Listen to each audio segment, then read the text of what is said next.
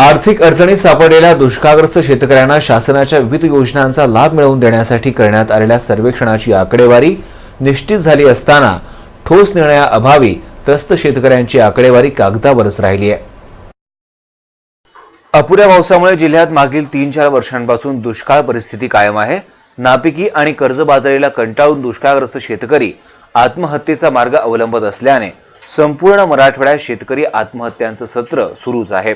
दुष्काळग्रस्त शेतकरी आत्महत्या रोखण्यासाठी जिल्ह्यातील दुष्काळाने त्रस्त अल्पभूधारकांचं सर्वेक्षण 2014 मध्ये करण्यात आलं होतं। पालकमंत्र्यांच्या निर्देशानुसार राबवण्यात आलेल्या सर्वेक्षणानुसार जिल्ह्यात 1105 दुष्काळाने त्रस्त शेतकऱ्यांची आकडेवारी प्रशासनाच्या वतीने संकलित करण्यात आली।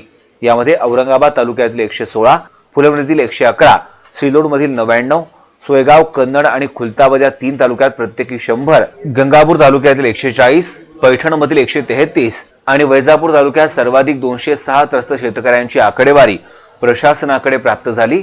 ऑगस्ट 2014 मध्ये करण्यात आलेल्या सर्वेक्षणाला 7 महिन्यांचा कालावधी पूर्ण होऊनही अद्यापपर्यंत शासन पातळीवर याबाबत ठोस निर्णय न झाल्याने जिल्ह्यातील दुष्काळग्रस्त आणि त्रस्त शेतकरी शासनाच्या निर्णयाची प्रतीक्षा करीत आहेत।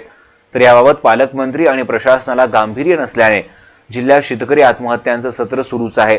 प्रशासनाच्या सर्वेक्षण केलेल्या त्रस्त शेतकऱ्यांना शासन पातळीवर आर्थिक मदत तसंच शासनाच्या विविध योजनांचा लाभ मिळवून दिल्यास त्रस्त शेतकऱ्यांच्या अडचणी दूर होतील, परंतु याबाबत सरकार आणि प्रशासन गंभीर नसल्याचं प्रकर्षाने दिसून येत आहे।